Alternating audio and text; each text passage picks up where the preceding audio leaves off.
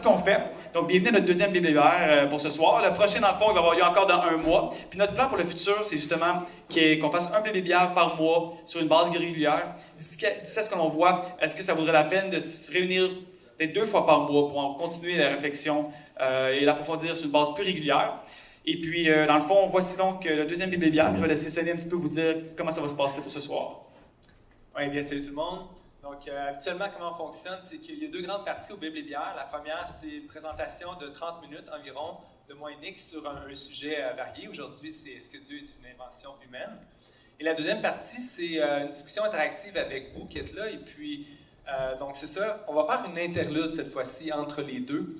Donc, on va laisser 10-15 minutes pour vous laisser l'opportunité de discuter en petits groupes de qu'est-ce qu'on va avoir parlé dans la première partie.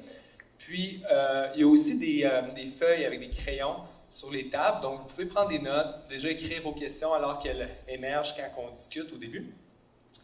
Donc, c'est ça. Après la pause de 10-15 minutes, on va revenir. Puis, ça va être encore une discussion, mais il va y avoir un micro au bas ici. Et puis, vous allez pouvoir vous avancer, puis partager votre grain de sel, que ce soit un commentaire, une critique, une question, un point de vue alternatif. On veut vous entendre. Donc, c'est ça. C'est le plan de match. Et si jamais il y en a qui sont gênés à poser des questions devant le micro, dans le fond, vous pouvez envoyer une question par Facebook, dans le fond, c'est juste la page de Praxis Montréal, envoyer un message privé, et puis on va mettre votre face sur le PowerPoint, en gros. Non, juste dans le fond, si vous êtes plus gêné, parce que vous n'êtes pas sûr c'est une question. Des fois aussi, ça peut être gênant de poser une question. Fait que vous pouvez l'envoyer par message privé, puis on ne dira pas c'est qui, même si on va le savoir, nous. Mais en tout cas, on s'en fout, nous. Fait que c'est ça. Puis avant d'ouvrir la soirée un petit peu sur Dieu, est-ce une invention des hommes, j'ai encore une introduction pour la soirée. Merci à Joël Dupont pour le message qu'elle a posté sur la page de Praxis. Ça nous a fait faire une petite réflexion à comment on pourrait ouvrir la discussion ce soir.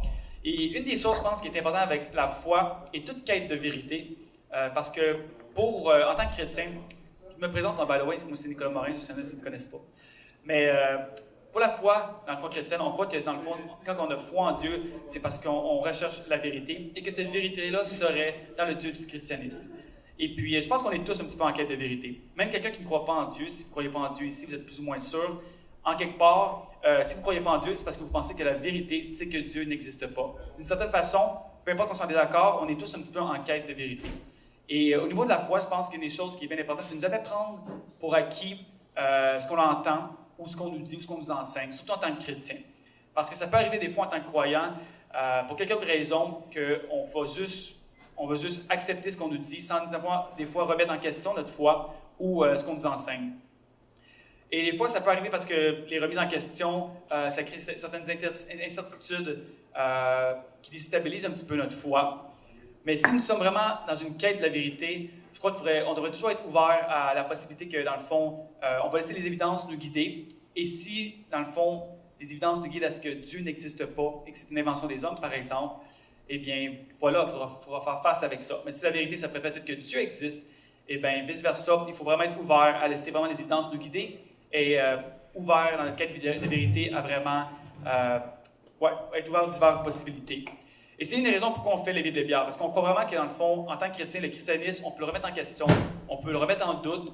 Et comme Thomas d'Aquin a dit, un philosophe de la période médiévale, Moyen-Âge, si le christianisme c'est la vérité, peu importe combien de fois on va pouvoir le remettre en question, la vérité va toujours ressortir. Et puis, donc voilà pourquoi on fait Praxis, voilà pourquoi on fait les BBR, parce que moi et nous, on est 2 personnes qui aimons se remettre en question. Puis on pense à notre quête de la vérité, on peut questionner le christianisme, on veut le questionner, et c'est ce qu'on est pour faire ce soir encore. Peut-être pas nécessairement le christianisme ce soir, mais juste l'idée de Dieu. Et on croit qu'au final, le christianisme reste quand même parfaitement cohérent et qu'il n'y a aucun problème à ce qu'on se remette en question. Et ensemble, même si des fois on va être en désaccord. C'est ça, cette petite réflexion par rapport à ce qu'on avait eu sur le Facebook, entre autres, et qui nous amène à croire que la foi devrait nous amener vraiment à se questionner et ne pas avoir peur de réfléchir justement à des questions. Est-ce possible que dans le fond, on a inventé Dieu? Donc, c'est ça, comme j'ai dit tantôt, la question d'aujourd'hui, c'est est-ce que Dieu est une invention humaine? Et par là, on entend le Dieu monothéiste, c'est-à-dire on comprend Dieu comme étant un créateur tout-puissant, omniscient, omniprésent, parfaitement bon et éternel. C'est la conception qui est majoritaire je dirais en Occident. Et est-ce que ce Dieu-là existe dans la réalité ou c'est le fruit de l'imagination humaine? Donc, pour répondre à certains besoins quelconques. Au cours de l'histoire, il y a certaines personnes comme Freud, Marx et Nietzsche qui sont reconnus pour avoir offert des explications sur l'origine de la croyance en Dieu. On va voir un petit peu leur point de vue. Mais il y a aussi toute la question plus récente des neurosciences qui a émergé au cours des dernières décennies qui, entre autres, prétend expliquer comment est-ce que l'être humain est venu à croire en des dieux. Donc, la plupart du temps, quand on parle de ces explications-là, ce qui est sous-entendu, c'est que parce qu'on comprend comment la croyance en Dieu peut émerger chez l'être humain, eh bien, c'est une invention humaine, donc Dieu n'existe pas dans la réalité. C'est un petit peu ça qui est le sujet d'aujourd'hui, puis on va diviser ça en 3 points. Le premier, c'est, on va voir les diverses façons d'expliquer l'origine de la foi en Dieu. Le deuxième, on va faire une distinction qui est très importante entre la cause et le fondement d'une croyance. Et le troisième point, ça va être 3 arguments très brefs pour l'existence de Dieu. Donc, c'est un projet c'est un programme assez ambitieux qui est devant nous, mais notre job à moi et Nick, comme j'ai dit il y a un mois, c'est simplement de mettre un buffet devant vous, et puis dans la deuxième partie, on va plus en profondeur en fonction de qu'est-ce que vous voulez discuter. Et on ne croit jamais qu'on a la vérité absolue. En quelque part, oui, mais pas à tout point de vue. Juste ça, dans le fond. Mais on croit qu'on peut tous s'enrichir mutuellement de nos diverses perspectives, ça c'est sûr. Donc, on évoque le premier point, les différentes façons d'expliquer l'origine de la croyance en Dieu. Ici, on va essayer de faire juste un panorama, comme vraiment une vue d'ensemble, parce qu'il y en a quand même plusieurs. Mais comme j'ai dit, on va regarder les 3 maîtres du soupçon, Marx, Freud et Nietzsche. Mais avant de se pencher sur eux, en fait, une question que j'ai trouvée dans mes recherches qui était très intéressante. Qui, dans l'histoire de l'humanité, a inventé l'idée que des humains ont inventé Dieu? Qui est la première personne qui est venue avec cette idée-là? C'est les hommes qui inventent des dieux et non pas le contraire. La plupart de nous, si on essaierait de répondre à cette question-là, en tout cas, ceux qui connaissent l'histoire de l'humanité, ils pourraient aller jusqu'à peut-être dans l'Antiquité, autour des Grecs, les philosophes grecs. Il y a par exemple Xénophane au 5e siècle qui a parlé de ça. Mais en réalité, ça va encore plus loin que le 5e siècle avant Jésus-Christ. Ça remonte jusqu'au 8e siècle. Et ce n'est pas d'une perspective philosophique que ça vient, c'est d'une perspective théologique. C'est les prophètes d'Israël comme Amos, Michée et Nahum et d'autres qui ont les premiers parlé que les humains inventaient des dieux. Jérémie 10, 5, par exemple, dit « Ces dieux sont comme une colonne massive et ils ne parlent point. On les porte parce qu'ils ne peuvent marcher. Ne les craignez pas, car ils ne sauraient faire aucun mal et ils sont incapables de faire du bien. » Donc, c'est vraiment intéressant parce que, dans le fond, un point qu'on a en commun avec les athées ce soir, tout de suite, c'est qu'on est d'accord pour dire qu'il y a certains dieux qui sont inventés par les hommes. Le seul point qui est différent entre nous et les athées, c'est qu'on dit qu'il y en a un qui n'a pas été inventé par les hommes, et c'est justement le Dieu d'Israël. Fait que, sinon, c'est ça, on pourrait y aller avec la théorie de Freud pour expliquer la croyance en Dieu. Lui, c'était vraiment basé sur l'idée que l'être humain projette dans les cieux, si on veut, son besoin de sécurité cosmique. Il dit ceci dans un de ses livres, « Les idées religieuses sont nées du même besoin qui est derrière tous les accomplissements de la civilisation, de la nécessité de se défendre contre la force destructive et supérieure de la nature. » Donc, c'est ça, la nature est impitoyable, dans le fond. Il y a des maladies, il y a la mort, etc. Et puis, comment réussir à survivre là-dedans? C'est de croire que, comme nos parents sont là pour nous protéger, nous nourrir, nous faire du bien, etc., eh bien, on a un Dieu dans le ciel qui fait la même chose. Et puis, selon Freud, c'est pour cette raison que les croyances religieuses sont, encore là, je cite, des illusions, des accomplissements des plus vieux, des plus forts et des plus urgents souhaits de l'humanité. Comme nous le savons déjà, la terrible impression d'impuissance durant l'enfance suscite le besoin de protection. Protection par l'amour, qui pouvait être rencontré par le Père. Ainsi, la règle bienveillante d'une providence divine apaisait notre peur des dangers de la vie. Fait que, c'est ça. Freud, lui, il pensait particulièrement que cette théorie expliquait l'origine du christianisme, parce que dans le christianisme, on parle d'un père, entre autres. On parle de Dieu comme un père qui est aimant. Et donc, pour lui, ça rayait, entre autres, le christianisme. Dans la réalité, quand on regarde si c'était basé sur des cas cliniques ou si ça venait de la théorie psychanalytique, rien de tout ça n'est vrai. Dans le fond, Freud s'est inspiré d'un auteur qui était contemporain à lui, qui s'appelle Ludwig Feuerbach. Philosophe allemand. Oui, c'est tous des Allemands quand tu penses à ça. Oui, c'est toujours les Allemands.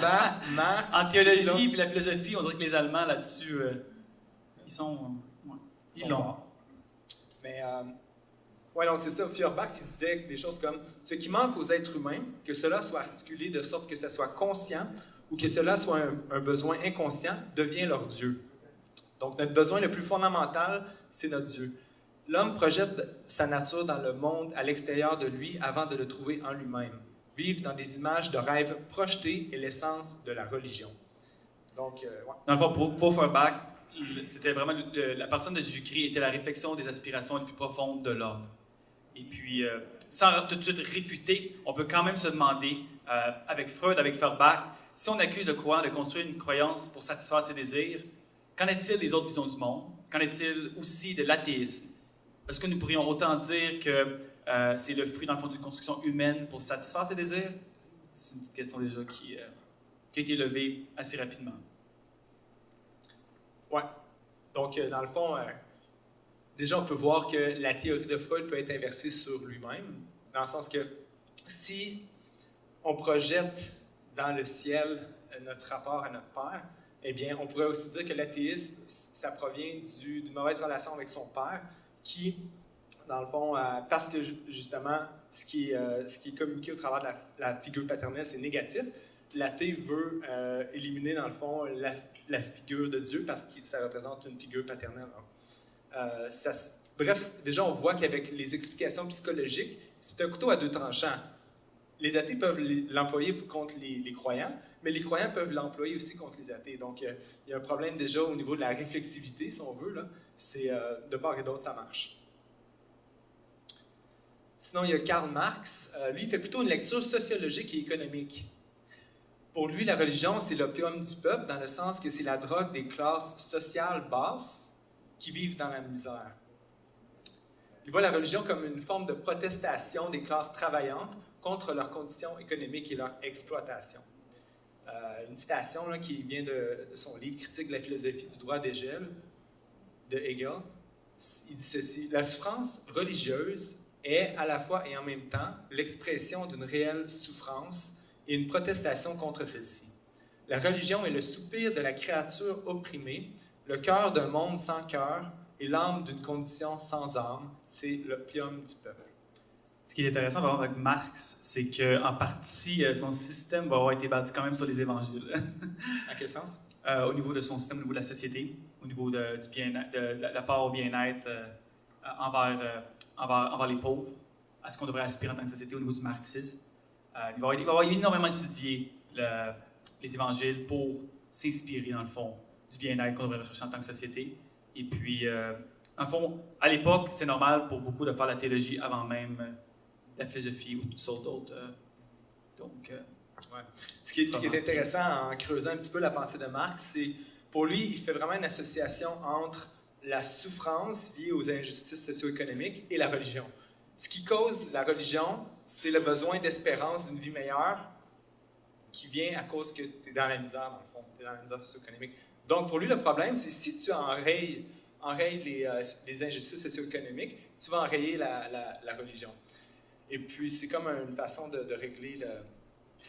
Et on pourrait dire, puis même dans le fond, que ça revient souvent à l'argument populaire de dire que la foi, c'est pour les faibles aussi. Il ne disait pas directement, mais oui, il disait assez direct. Aujourd'hui, on va plus dire, ben, la foi, c'est pour les faibles, c'est pour ceux qui, dans le fond, ont besoin d'une certaine espérance, ne sont pas capables de faire face à la réalité de la vie. Puis, ouais. Finalement, Nietzsche, lui, sa philosophie gravite autour de la dichotomie puissance-faiblesse ou maître-esclave. Il considérait que, dans le fond, le monde comme étant amoral. Il n'y a pas de bien ou de mal dans le monde, et puis il y a juste la nature. Dans la nature, tu as deux catégories, les forts et les faibles. Et puis, dans le fond, c'est ça, la religion, c'est un instrument que les forts vont utiliser pour manipuler les faibles. Lui-même, il a vécu beaucoup de comment je peux dire, des luttes psychologiques avec sa propre foi chrétienne parce que son père était pasteur à Nietzsche, mais il est mort il avait 4 ans. Et puis Nietzsche, au début, il a fait des études en théologie. Et au travers de ses études en théologie, à un moment donné, il luttait beaucoup avec sa propre conscience. Une citation vraiment intéressante. À un moment donné, il commence à lire Schopenhauer, un athée, et puis il vient exprimer comment justement sa lutte intérieure a été un peu résolue au travers de la lecture de Schopenhauer. Il dit ceci: « Un violent besoin de me connaître et même de me disséquer s'empara de moi. Les pages de journal écrites alors, pleines d'inquiétude et de mélancolie, en sont encore témoins, avec leur inutile auto-accusation et leur regard désespéré vers la sanctification et la transformation de tout le cœur humain. En citant tous les côtés de mon caractère et toutes mes aspirations devant le tribunal d'un sombre mépris de moi-même, je finis par devenir amer, injuste et effréné de la haine que je me portais. » Donc, le christianisme que Nietzsche a vécu, c'est un christianisme beaucoup auto-accusant, avec beaucoup de honte, de sentiment de culpabilité. Donc, sa propre expérience vient à lui faire conclure que, en réalité, la religion, c'est une invention humaine pour me manipuler, moi. Et puis, en lisant des auteurs athées, il venait à se libérer de cette expérience du christianisme qui était assez négative, comme on peut le voir. D'où l'idée que pour lui, on invente des religions pour contrôler les hommes. Et puis, ça fait un petit peu le portrait des 3 grands maîtres du soupçon. Naturellement, on ne peut pas nier que la religion a fait beaucoup de tort dans le passé, puis que oui, la religion a été utilisée quand même pour manipuler à bien des niveaux. Par exemple, toutefois, même si l'homme aura utilisé la foi, qui est quand même un outil puissant, parce que l'existence de Dieu, si c'est vrai, ça reste un outil puissant pour l'être humain, ça ne veut pas dire que dans le fond, c'est pas plus vrai dans le fond. Donc, ça lève encore des questions à savoir que, oui, bien sûr, la religion a été utilisée pour manipuler les gens, mais ça ne nous dit rien de plus, par exemple, sur l'idée d'un Dieu. Ouais, c'est comme l'eau. Mettons, l'eau, on sait qu'on a tous besoin pour vivre. On a besoin de boire à chaque jour, pas juste de la bière. Mais on peut utiliser l'eau pour noyer une autre personne. T'sais. Donc, c'est pas tant la chose en elle-même que l'utilisation de la chose qui peut être bonne ou mauvaise. Même chose avec la religion. Oui, il y a des mauvaises utilisations, puis je pense que l'exemple de la vie de Nietzsche en est une. Mais en bout de ligne, ça ne dit rien sur la chose en elle-même. Ouais. Sinon, il y a des explications plus évolutionnistes, neuroscientifiques qui sont aussi apportées de nos jours. Je pense que tu avais une coupe à partager, ce mot-là. Oui, dans le fond, on peut commencer. Dans le fond, un des premiers arguments, c'est dans le fond la vie après la mort comme aide à la survie. Dans le fond, encore une fois, ça revient un petit peu à l'argument, dans le fond, des faibles, que dans le fond, l'existence de Dieu n'est qu'une aide face à en fait, c'est juste comme pour nous protéger de la crise existentielle, du fait que la vie, c'est on est, on meurt, puis c'est ce qui est ça. Et donc, dans les divers concepts en psychologie, ça va être dans le fond, l'existence de Dieu, c'est venu nous aider à faire face à cette crise existentielle-là, mais l'existence de Dieu n'est pas plus vraie. Et c'est vrai en quelque part. Si Dieu n'existe pas, l'espérance du chrétien est alors fausse. Il n'y aurait pas de vie après la mort. Et puis, oui, on pourrait dire que dans quelque part, on fuit la réalité, puis on cherche un certain bien-être, on cherche une certaine paix qui, dans le fond, n'existe pas, c'est pas vrai. Et on fuit la réalité. Sauf que, par exemple, à l'opposé, si Dieu existe et que, dans le fond, il serait celui du christianisme, on peut alors, à ce moment-là, oui, se réjouir de l'espérance que ça nous apporte et, dans le fond, pour le futur, aussi pour dans le fond, l'espérance pour la vie après la mort. Donc, à quelque part, c'est vrai, mais en même temps, c'est pas vrai, parce que dans le fond, ça ne nous dit rien de plus sur est-ce que Dieu existe au final. Et si oui, à ce moment-là, on peut peut-être espérer pour plus, mais sinon, en effet, la foi en Dieu serait quand même un certain soutien pour ne pas faire face, dans le fond, à la crise existentielle. Oui, on peut toujours interpréter d'une manière ou d'une autre. Que ce soit la mort, comme tu dis, c'est soit qu'on n'a pas le courage de faire face à la réalité, ça c'est la perspective athée, ou bien, en réalité, on peut dire, les chrétiens vont dire, mais Dieu t'offre la vie éternelle, tu vas-tu cracher là-dessus? Si tu as le choix de vivre éternellement, vas-tu accepter ou le refuser? Ouais. C'est deux visions du monde, ou 2 interprétations qui sont... Je pense que c'est un des premiers points justement qui ressort jusqu'à présent, c'est que dans les 2 cas, les objections qui sont avancées, dans le fond, ils ne nous disent rien de plus sur l'existence de Dieu. Ça peut être, dans le fond, dans les 2 cas, c'est une possibilité, mais ça ne nous dit rien de plus. Et ça, on revient un petit peu en arrière, dans le fond, au niveau de Freud et de Marx. quand on dit, dans le fond, que le Dieu du christianisme représente les aspirations profondes de l'homme, on ne réalise jamais que, dans le fond, si on comprend le christianisme, puis dans le fond, pour faire référence au bébé Pierre d'il y a un mois, on avait vu le récit de la création. Dans le fond, le christianisme affirme que l'homme a été créé à l'image de Dieu. Si c'est vrai, il serait donc normal qu'à l'intérieur de l'homme, on retrouve les aspirations profondes de Dieu, ou en quelque part une certaine réflexion de qui Dieu est. Donc, à ce moment-là, quand on dit qu'on croit en un Dieu d'amour, c'est pas juste parce que c'est normal, parce qu'on croit qu'on a été créé, dans le fond. Quand l'homme, on aspire pour l'amour, c'est parce qu'on croit qu'on a été créé à l'image d'un Dieu d'amour. Et donc, pour Freud et Marx, encore à ce niveau-là, ça se peut très bien qu'on a créé un Dieu à l'image de nos désirs, mais ça se pourrait aussi à l'opposé, que dans le fond, nos désirs représentent tout simplement le Dieu en qui on a été créé à son image. Donc, c'est mais par exemple, dans les deux cas encore, ça ne nous dit rien plus sur, dans le fond, est-ce que Dieu existe ou n'existe pas. T'sais. Peut-être une dernière explication pour démontrer comment l'origine de la croyance en Dieu a pu émerger dans l'histoire de l'humanité. Ce serait la neuroscience. Et puis, une des personnes qui va utiliser cette approche-là, c'est Michael Shermer. Michael Shermer, lui, va expliquer ça en deux temps. Premièrement, il va essayer de dire qu'il y a ce qu'on appelle le système d'inférence, ou en anglais, patternicity. C'est l'idée qu'on va toujours chercher des patterns dans notre environnement pour essayer de comprendre notre monde et aussi de s'adapter à notre monde.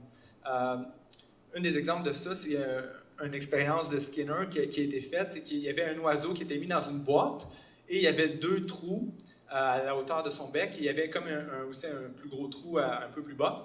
Et il y avait certains oiseaux qui étaient alimentés à chaque minute, vraiment de façon constante. Puis, c'est ça, comme la nourriture venait au bas. Là. Puis, il y en a d'autres qui étaient alimentés à un intervalle variable, disons entre 30 secondes jusqu'à 1 minute 30. Ça variait, il n'y avait pas vraiment de constance.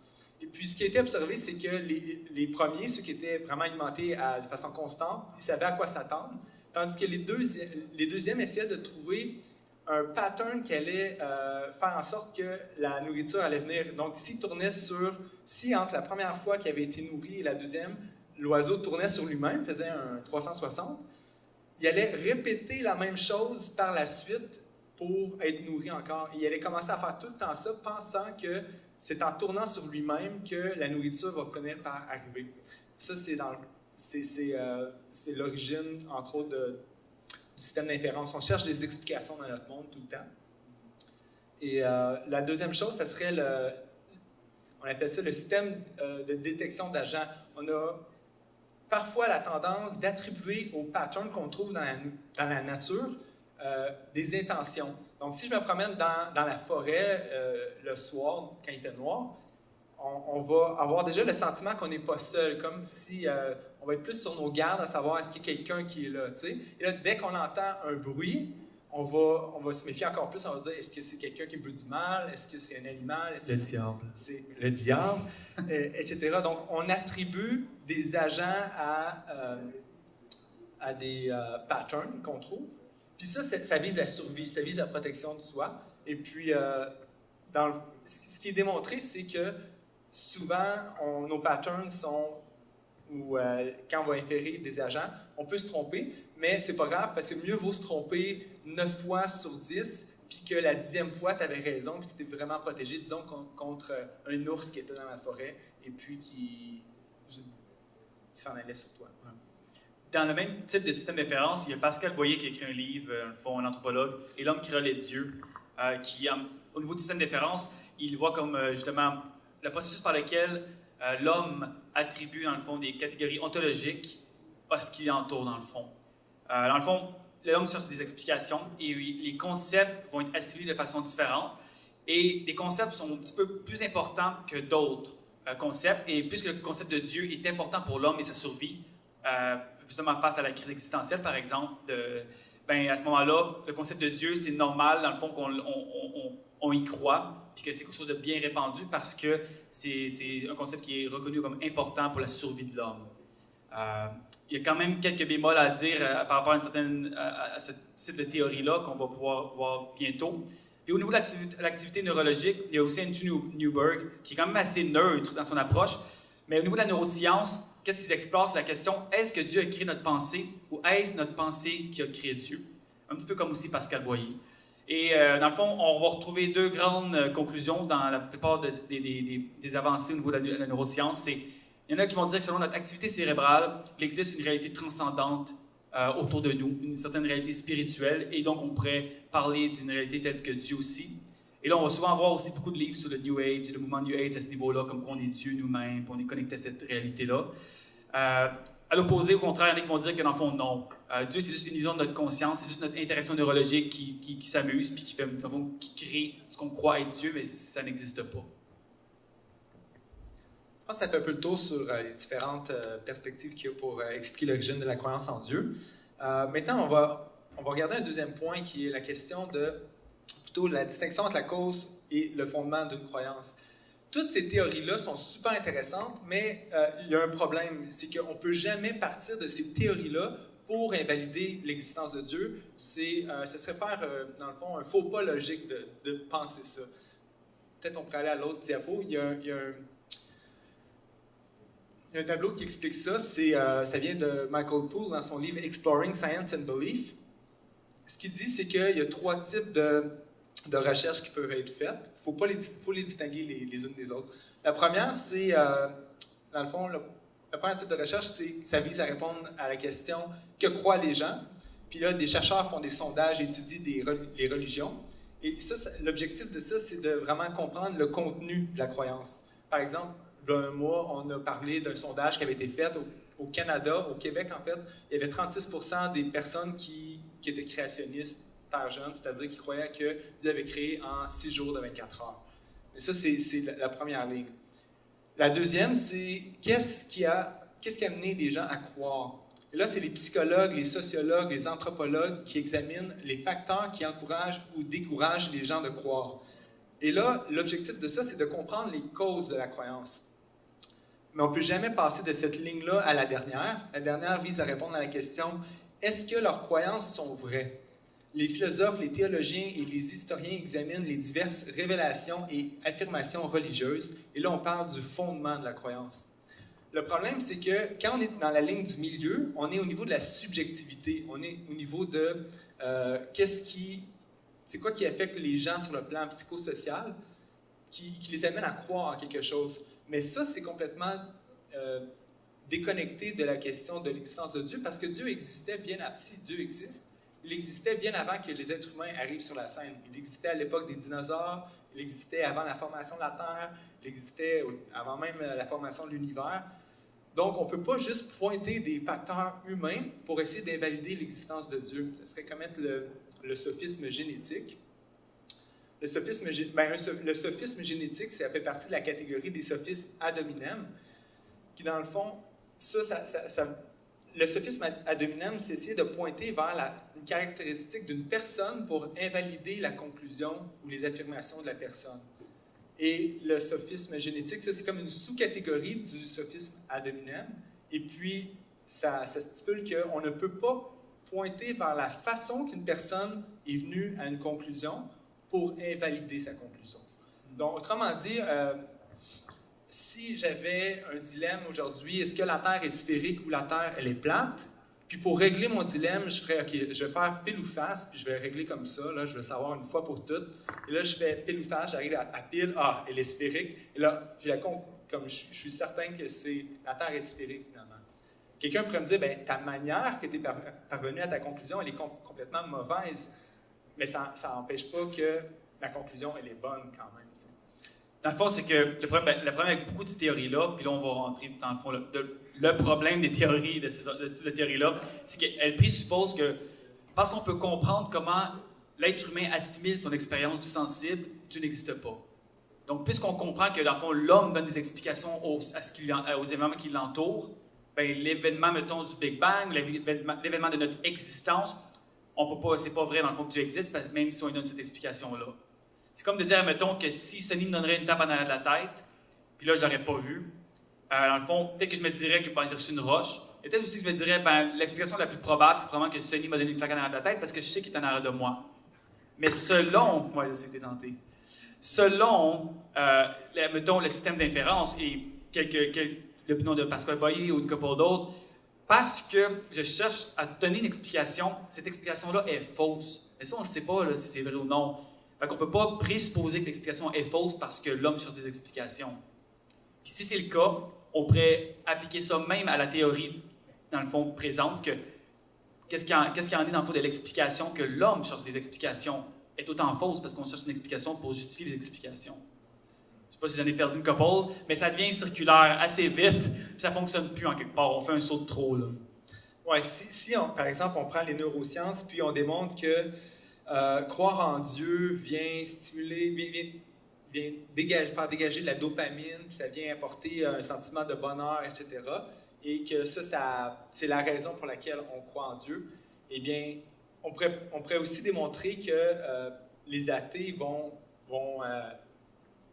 l'inexistence de Dieu peut sécréter la même sorte dans le fond, de neurotransmetteurs qui va venir leur donner une satisfaction. Il y a toujours, le problème de la réflexivité, plutôt de l'alternance, il y a toujours comme un autre point de vue qui peut être donné aux explications psychosociologiques ou bien aux explications neuroscientifiques.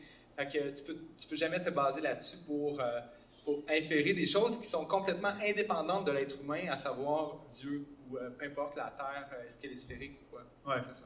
De la même façon que si, admettons, en neurosciences, on pluggerait votre cerveau alors que vous êtes prêt pour aller à votre party du temps des fêtes de votre famille, normalement c'est le fun, le party de Noël, là. C'est pas pour vous, mais moi oui. Mais si on me pluggerait mon cerveau, on verrait que j'aurais pas mal du bonheur pendant que je suis là. C'est pas parce qu'on serait capable de comprendre comment est-ce que ce bonheur-là affecte mon interaction neurologique que le bonheur n'est pas plus vrai ou que je suis pas en train de vivre une expérience qui est vraie avec ma famille. Donc de la même façon, souvent dans la neuroscience, quand ils vont faire des analyses de ceux qui prient, font de la méditation ou même qui louent Dieu, c'est pas parce qu'on voit qu'il y a une certaine interaction neurologique pendant ce temps-là ça invalide la question de Dieu dans le fond. Parfois, je ne sais pas si vous avez déjà entendu cette ligne-là, si tu étais né en Inde, tu serais hindouiste. Si tu étais né en Arabie Saoudite, tu serais musulman, etc. Là, si tu étais né aux États-Unis, tu serais chrétien évangélique.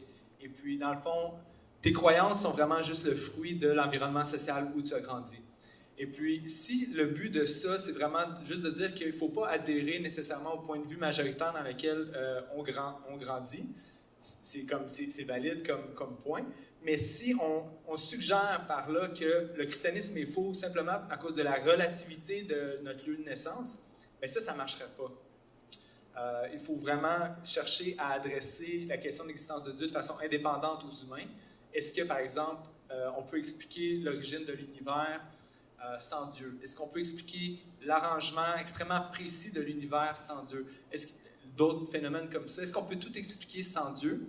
Et si oui, bien dans le fond, il y a deux éléments qui nous aideraient à déterminer que Dieu n'existait pas. Premièrement, on peut prouver l'inexistence en démontrant que les traces qu'on serait en droit de s'attendre, on ne les trouve pas si la chose existait. Et deuxièmement, démontrer que le concept est contradictoire en soi. Fait que si je démontrais que Dieu, c'est logiquement contradictoire, comme un marié qui est célibataire, bien, de toute évidence, on pourrait se dire que c'est une invention humaine, c'est juste un construit, quelque chose qui ne fait pas de sens. Mais tant aussi longtemps qu'un athée ne va pas démontrer que voici c'est quoi les traces si Dieu existait, on trouverait, et là, on regarde, on ne les trouve pas. Disons l'argument du mal et de la souffrance, ça pourrait marcher dans cette catégorie-là. Mais bref, il faut des arguments philosophiques aux athées. Ils ne peuvent pas se contenter de juste dire c'est une invention humaine. Il faut le prouver dans le fond. Ouais. Et surtout en neurosciences, je pense qu'il y a un point qui est important pour le chrétien. Des fois, les chrétiens ont bien de la misère quand il y a toutes sortes de recherches au niveau de neurosciences qui font des conclusions sur notre activité neurologique et dans le fond, notre religiosité. C'est qu'on croit qu'en le fond, en tant que chrétien, que l'être humain est pleinement humain quand il est corps et âme. Donc, naturellement, oui, l'existence de Dieu, cette croyance-là, a un impact sur qui nous sommes, sur notre neurologie aussi, notre psychologie. De la même façon que la prière, la méditation, on croit que oui, ça va avoir des effets qui sont positifs d'ailleurs, selon les recherches. Donc, il n'y a absolument aucun problème à ce que la croyance en Dieu ait un impact sur qui nous sommes en tant qu'être humain, parce qu'on croit qu'on est quand même corps et âme. C'est ça un être humain dans le fond. Oui. On pourrait peut-être terminer rapidement avec 3 arguments pour l'existence de Dieu, justement qui sont philosophiques, qui sont d'ordre objectif et non subjectif. Puis dans le fond c'est ça. La question à m'emmener, c'est quand on réalise que ces théories-là, dans le fond, ne disent rien de plus sur l'existence de Dieu, qu'est-ce qu'on fait? Je pense que c'est important, avec la petite pensée qu'on a ouverte aujourd'hui, de laisser les évidences à ce moment-là nous guider vers qu'est-ce qui est le plus probable. Brièvement, parce que je sais qu'on a déjà dépassé notre 30 minutes, Dieu est la meilleure explication pour l'origine de l'univers. Ça, c'est un argument assez simple qui affirme que tout ce qui a un commencement a une cause. Ma bière, très bonne, elle a eu un commencement, elle a été faite dans une brasserie. Elle a été faite par certaines personnes. De la même manière, le micro G, chacun d'entre nous ici, on peut retracer notre commencement, mais aussi la cause qui a fait en sorte qu'on vienne à l'existence. Et puis, une des affirmations assez impressionnantes de la science, c'est que l'univers dans lequel on vit a eu un commencement. Et donc, si tout ce qui a un commencement a une cause et l'univers a eu un commencement, l'univers a donc une cause. Et si on fait une analyse conceptuelle de qu'est-ce que ça veut dire être la cause de l'univers, il faut d'abord se demander qu'est-ce que l'univers. L'univers, c'est l'espace, temps, matière et énergie. Pour être la cause de l'espace, il faut être, dans le fond, non spatial ou omniprésent. Pour être la cause du temps, il faut être éternel, il faut être en dehors du temps. Pour être la cause de l'énergie, il faut être très puissant. Et pour être la cause de la matière, il faut être immatériel, donc spirituel. Là, on arrive déjà pas loin d'une définition de Dieu. L'idée de Dieu, oui, ça. Sinon, brièvement, un deuxième argument, ce serait l'arrangement extrêmement précis de l'univers qui pointe vers Dieu. Encore là, c'est un argument qui est assez intuitif quand on regarde juste la création au niveau des lacs, rivières, la pluie avec le soleil, le cycle, etc., qui fait en sorte que les arbres puissent pousser les fruits. Juste à regarder un bébé ou bien même notre corps humain, comment on est construit, on voit qu'il y a vraiment comme une spécificité, une complexité spécifique. Donc, les choses sont créées pour fonctionner mutuellement entre elles. Et puis, il y a trois possibilités pour expliquer l'arrangement extrêmement précis de l'univers. Il y aurait la chance, la nécessité ou la conception intelligente.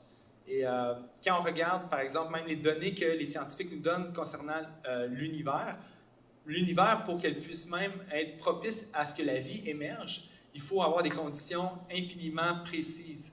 C'est des chiffres vraiment astronomiques.